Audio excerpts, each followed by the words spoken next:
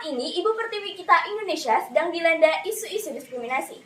Beberapa daerah tidak mendapatkan haknya atas pembangunan infrastruktur yang layak. Kita Indonesia tidak hanya Bali ataupun Jakarta. Kita terdiri dari berbagai pulau, maju bersama, berkembang bersama dengan infrastruktur yang berkualitas.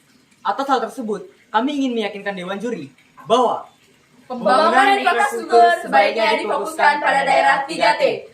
Tertinggal, terdepan, dan terluar. Yang mulia Dewan Juri yang terhormat, perkenalkan kami dari tim KIS 4 SMA Negeri 4 Denpasar dengan beranggotakan saya sendiri, Verena Belusiana sebagai pembicara pertama.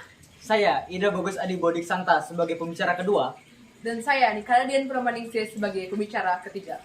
Dewan Juri yang terhormat dan tim lawan yang turut kami hormati, di sini saya akan menjelaskan posisi kami dalam mosi tersebut, yakni mendukung adanya pembangunan infrastruktur di daerah 3T.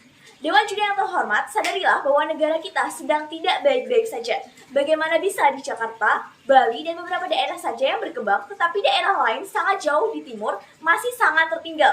Bagaikan langit dan bumi yang perbedaannya sangat signifikan. Mereka yang ada di kota Jakarta bisa menikmati listrik dengan mudah, sedangkan saudara kita yang di pelosok masih kesulitan mendapatkan akses listrik. Betapa sedihnya itu Dewan Juri. Sementara negara Indonesia memiliki beberapa tujuan yang berfokus pada pemerataan ekonomi serta kesejahteraan, sehingga perlu adanya gerakan untuk mewujudkannya. Terlebih kita sedang dalam persiapan menyambut modernisasi Society 5.0 yang memerlukan generasi muda yang kompeten di bidang teknologi. Di sisi lain, beberapa daerah yang tertinggal tersebut sebenarnya memiliki potensi baik dari segi sumber daya maupun budayanya, yang jika dikembangkan akan memberikan efek besar bagi negara dan daerah itu sendiri. Dewan Juri yang terhormat, izinkan kami untuk mendefinisikan mosi kita pada perdebatan kali ini. Yang pertama adalah daerah 3T itu sendiri, yaitu terdepan, terluar, atau tertinggal, atau bisa disebut juga terdepan, terpencil, dan tertinggal. Merupakan daerah-daerah yang wilayahnya maupun masyarakatnya kurang berkembang dibandingkan dengan daerah lain dalam skala nasional. Di Indonesia sendiri sudah ada 62 kabupaten yang menjadi wilayah dari daerah 3T. Yang kedua, infrastruktur merupakan semua fasilitas yang dibangun oleh pihak pemerintah atau perorangan guna memenuhi keperluan dasar masyarakat. Infrastruktur dapat berupa fisik seperti jalan dan jembatan, baik itu non-fisik seperti listrik dan internet, serta infrastruktur lunak berupa aturan, sistem, dan norma. Di mana pembangunan infrastruktur yang kami maksud di sini berpacu kepada dua hal. Yang pertama, yaitu revitalisasi atau pengfungsian kembali suatu hal yang sebelumnya terbengkalai. Dan yang kedua, yaitu modifikasi atau perbaikan bagi suatu hal yang sudah ada namun belum lengkap. Seperti penambahan fasilitas dan prasarana untuk sekolah, rumah sakit, pasar, dan perbaikan jalan. Namun tidak menutup kemungkinan bahwa pembangunan baru akan tetap ada dalam situasi di mana daerah tersebut memang sama sekali belum ada infrastruktur yang diperlukan. Dewan Juri yang terhormat, kembali ke poin definisi, kami ingin menekankan bahwasanya kata difokuskan pada mosi ini artinya daerah 3T akan diprioritaskan. Namun bukan berarti daerah non 3T akan terlupakan dan tidak diperhatikan. Hanya saja fokus pemerintah saat ini ada di daerah 3T. Oleh sebab itu, kami dari tim proposisi akan memparametri perdebatan kali ini dengan daerah 3T yang dimaksud adalah daerah 3T yang terdapat di negara Indonesia. Mekanisme yang akan kami bawakan pada perdebatan kali ini, yang pertama, pembangunan akan dilaksanakan secara bertahap dan berkelanjutan. Yang kedua, memberikan sosialisasi dan pemahaman bagi masyarakat 3T akan pentingnya pembangunan infrastruktur dan efek kedepannya bagi kehidupan, serta pendampingan bagi masyarakat yang masih awam akan teknologi. Yang ketiga, akan ada regulasi dari pemerintah mengenai apa saja yang dibangun atau diperbaiki, serta larangan bagi pembangunan untuk beberapa wilayah demi terjaganya keaslian lingkungan. Dan yang keempat, infrastruktur akan dibangun meliputi pendidikan, seperti sekolah, kesehatan, rumah sakit, infrastruktur jalan, jembatan, pariwisata, teknologi, akses komunikasi, serta beberapa infrastruktur lain.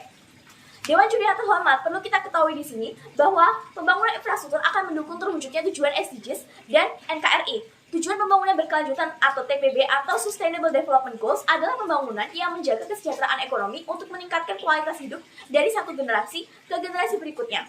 Pembangunan infrastruktur menjadi salah satu tujuan dari SDGs, tepatnya poin ke-9, yakni industri, inovasi, dan infrastruktur. Kemudian tujuan ini mempengaruhi terwujudnya beberapa tujuan lain dari SDGs itu sendiri. Di antaranya, pertama, dapat meminimalisir kemiskinan sebab terciptanya lahan-lahan yang penuh kesempatan kerja. Kedua, terwujudnya kehidupan sehat dan sejahtera. Terpenuhnya kebutuhan pokok masyarakat akan meningkatkan taraf kemakmuran, yakni melalui kelengkapan fasilitas pendukung seperti rumah sakit dan pusat perbelanjaan. Yang ketiga, pendidikan yang jauh lebih berkualitas, seiring dengan pemerataan sumber daya alam maupun manusianya yang memadai dan kompeten, kapabilitas anak-anak juga akan semakin berkembang. Yang keempat, pekerjaan layak dan pertumbuhan ekonomi yang surplus. Untuk menginstruksi gedung-gedung dan perlengkapan lain tentunya memerlukan tenaga kerja yang menuntaskan proyeknya. Di sisi lain, dengan pembangunan cemerlang di daerah 3T, maka pendapatan masyarakat akan berputar dengan siklus yang positif. Dewan Juri yang terhormat, jangan sekali-sekali kita melupakan sejarah bahwa dengan terrealisasinya infrastruktur berkualitas di daerah 3T, secara tidak langsung kita berhasil mengimplementasikan tujuan negara Republik Indonesia sendiri, di antaranya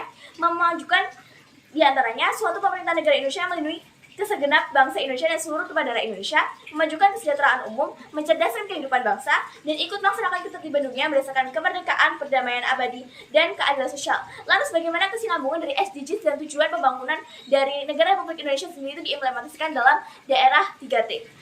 Dewan Juri yang terhormat, mungkin rekan kami dari tim oposisi akan lebih memilih untuk memfokuskan dananya kepada daerah non 3T, atau mungkin mereka akan mengalokasikan dana untuk kedua daerah, yaitu daerah 3T dan non 3T secara seimbang. Namun ketika suatu negara sudah menyiapkan dana infrastruktur dan diminta untuk memilih memfokuskan dananya untuk daerah 3T atau non 3T, tentu saja akan lebih baik jika difokuskan untuk daerah 3T. Jika kita analogikan, daerah 3T merupakan anak yang berumur 8 tahun, sementara daerah non 3T adalah orang dewasa yang sudah berumur 18 tahun. Bukankah lebih baik jika kita lebih memperhatikan anak yang berumur 8 tahun tersebut? Walaupun kedua daerah diberikan dana secara seimbang, tentunya daerah 3T akan tetap tertinggal jauh dengan daerah non 3T. Apalagi jika dana lebih difokuskan untuk daerah non 3T, tentu saja ketimpangan pembangunan akan semakin terlihat, Dewan Juri yang terhormat. Lalu, daerah 3T yang kita canangkan menjadi daerah yang sejahtera, kapan bisa diwujudkan? Dan ketimpangan tersebut kapan bisa kita entaskan? Sehingga jauh lebih baik jika pembangunan difokuskan untuk daerah 3T.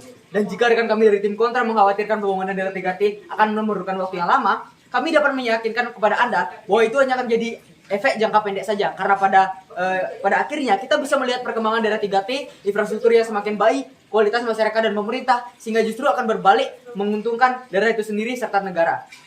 Pembangunan memang memerlukan waktu yang lama, namun semakin pembangunan itu difokuskan, maka tujuan pembangunan akan semakin cepat terrealisasi.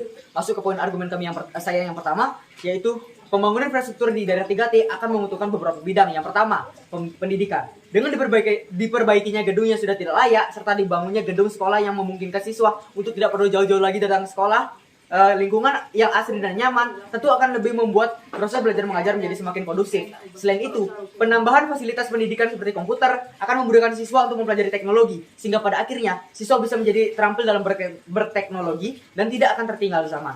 Ini juga menjadi jawaban bila mana siswa tidak memiliki alat elektronik di rumahnya, mereka tetap bisa belajar teknologi di sekolah. Tidak lupa pula, pembangunan infrastruktur telekomunikasi serta kelistrikan akan memudahkan segala kegiatan masyarakat seperti mengakses internet, bermedia sosial, membantu penerangan, serta memudahkan dalam penggunaan alat elektronik lainnya. Bidang yang kedua yaitu kesehatan.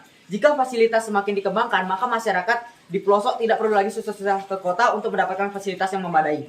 Dengan ini, kualitas kesehatan masyarakat akan merata. Bahkan ketika ke depan kembali terjadi pandemi seperti COVID-19, pemerintah akan lebih siap menangani pasien karena rumah sakit yang sudah tersedia dan fasilitas yang memadai. Bidang yang ketiga yaitu transportasi. Jika infrastruktur transportasi seperti jalan, jembatan, pelabuhan dibangun dan dikembangkan, tentu akan mempermudah arus transportasi antar daerah. Hal ini berpengaruh baik kepada bidang ekonomi karena mudahnya transportasi akan mempermudah distribusi barang atau jasa. Masuk ke bidang yang keempat yaitu bidang ekonomi. Salah satu pembangunan infrastruktur bidang ekonomi yaitu pasar. Jika sudah dikembangkan atau pasar yang sudah ada kita kembangkan atau mungkin pasar yang belum ada kita bangun, maka proses jual beli akan berlangsung dengan lancar. UMKM pun juga akan semakin mudah mengembangkan bisnisnya. Terlebih, jika mereka memiliki keterampilan di bidang teknologi, maka dalam pendistribusian akan semakin jauh lebih mudah. Hal ini tentunya telah didukung dengan akses telekomunikasi yang sudah kami jelaskan sebelumnya. Dan yang kelima yaitu pariwisata, di mana setiap daerah tentunya memiliki potensi, salah satunya di bidang pariwisata, di mana sektor ini dapat berkembang melalui budaya setempat atau mungkin keindahan alam yang dimiliki oleh daerah itu sendiri. Seperti contohnya yaitu di Pulau Nusa Kambangan yang juga merupakan daerah 3T. Pulau tersebut merupakan memiliki potensi pariwisata seperti Pantai Karang Pandan, Pantai Permisan, Gua Ratu, dan masih banyak potensi yang lainnya. Pariwisata tersebut, jika dikelola dengan sistem yang baik, infrastruktur yang memadai, maka akan menguntungkan daerah itu sendiri dan juga negara. Dan jika kita lihat, Dewan Juri terhormat, seluruh sektor di atas yang sudah saya jelaskan sama-sama berpotensi meraup banyak tenaga kerja, seperti guru, dokter, UMKM, dan lain sebagainya. sehingga jumlah pengangguran yang banyak di status quo saat ini dapat kita minimalisir. Dewan Juri yang terhormat, apabila rancangan tersebut dapat terrealisasi, maka ketimpangan yang terjadi di status quo antara daerah 3T dan non 3T dapat terentaskan. Siswa di daerah 3T akan dapat menikmati fasilitas pembelajaran yang memadai sama seperti di daerah non 3T. Teknologi dan telekomunikasi tidak hanya bisa dinikmati oleh daerah non 3T saja, tapi juga dapat dirasakan oleh daerah 3T. Sehingga masyarakat di daerah 3T akan dapat turut mengikuti perkembangan zaman dan teknologi. Sehingga saya bangga menjadi tim pemerintah. Terima kasih.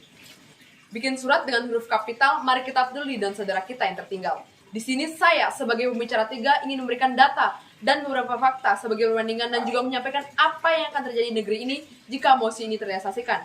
Dan membuktikan kepada Anda mengapa pada akhirnya pemfokusan pembangunan infrastruktur penduduk daerah 3T adalah pilihan yang tepat. Badan Pusat Statistik mencatat persentase jumlah penduduk miskin di daerah tertinggal tercatat sebesar 26,43% pada tahun 2020. Angkanya melonjak 6,33% dibandingkan pada tahun sebelumnya. Faktor penyebab dari meningkatnya angka kemiskinan dari 3T selain karena pandemi COVID-19, yaitu karena kurangnya perhatian dari pemerintah daerah maupun pusat, tingkat pendidikan rendah dan tidak tersedia lapangan pekerjaan yang layak. Tingkat pendidikan rendah mengakibatkan sumber daya manusia rendah. Bagaimana bisa tercipta lapangan pekerjaan layak jika sumber daya manusia sudah rendah? Ini semua balik lagi ke poin pentingnya pembangunan infrastruktur yang layak. Dengan pembangunan sekolah dan akses jalan yang baik itu sangat mendukung bagi siswa-siswi untuk belajar. Kedepannya, jika mereka telah mendapatkan pendidikan yang layak, maka negeri ini akan melahirkan pemuda-pemudi yang berkualitas di daerahnya. Mereka akan menciptakan lapangan pekerjaannya sendiri, menghasilkan dan berbagai inovasi untuk negeri ini. Dengan begitu, perekonomian di daerah 3T semakin meningkat, otomatis angka kemiskinan akan turun. Betapa indahnya negeri ini jika semua ini terrealisasikan. Saya yakinkan bahwa sangatlah penting bagi kita memprioritaskan pembangunan infrastruktur di daerah 3T. Karena kemajuan suatu bangsa tidak akan tercapai hanya saja satu daerah yang maju, tapi seluruh daerah yang ada dalam naungan bangsa tersebut. Dewan Juri yang terhormat, jika rekan kami dari tim oposisi tidak cukup puas dengan hanya pembangunan infrastruktur dan mengharapkan SDM seperti guru serta dokter yang handal, maka kami dapat menjawab hal tersebut. Pada poin definisi, pembicara atau tim kami telah memaparkan bahwa pembangunan infrastruktur juga mencakup sistem, aturan, dan norma, di mana aturan dan sistem inilah yang akan menjadi standar untuk tenaga yang dipekerjakan. Sehingga itu sudah cukup untuk menjawab kekhawatiran tim oposisi. Dewan Juri yang terhormat, mungkin tim oposisi akan mengatakan dengan adanya pembangunan jalan akan mempengaruhi ekosistem dan menjadi kegundulan hutan. Baik Dewan Juri yang terhormat, sadarilah bahwa pembangunan jalan tidak akan menggunakan 100% lahan dan pembangunan hutan tentunya akan dipilah-pilah kembali. Dan kami dari tim pemerintah akan membuat sebuah regulasi untuk melindungi hutan yang ada. Dan kami yakin bahwa pembangunan infrastruktur tidak akan menghilangkan kelestarian alam. Tapi pembangunan infrastruktur ini akan memperbarui fasilitas-fasilitas yang sudah ada, memfungsikan kembali wilayah yang terbengkalai, dan membangun beberapa infrastruktur untuk mendukung kegiatan di daerah tersebut. Masalah mengenai budaya yang pudar karena pembangunan sebelumnya sudah kami jawab di mekanisme, di mana kami akan meyakinkan kepada masyarakat bahwa pembangunan infrastruktur tidak akan merugikan mereka, apalagi sampai menghilangkan budaya setempat.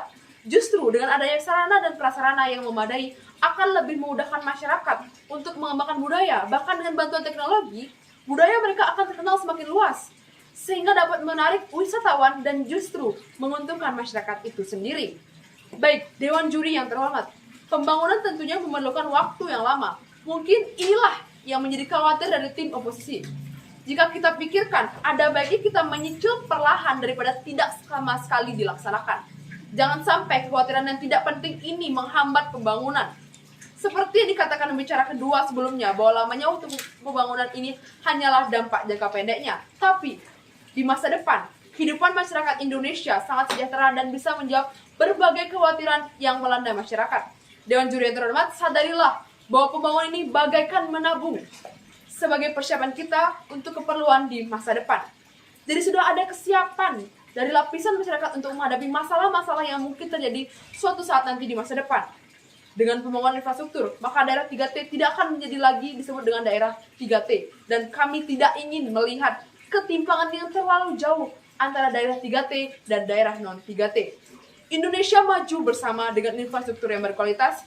Oleh karenanya, saya bangga menjadi tim proposisi. Dewan Juri yang terhormat, di sini saya ingin meyakinkan bahwasanya pembangunan infrastruktur harus difokuskan dan diprioritaskan di daerah 3T. Melihat banyaknya keuntungan dari sisi kami dan dampaknya bagi beberapa sektor dan pihak, kami yakin tim kami layak untuk menang.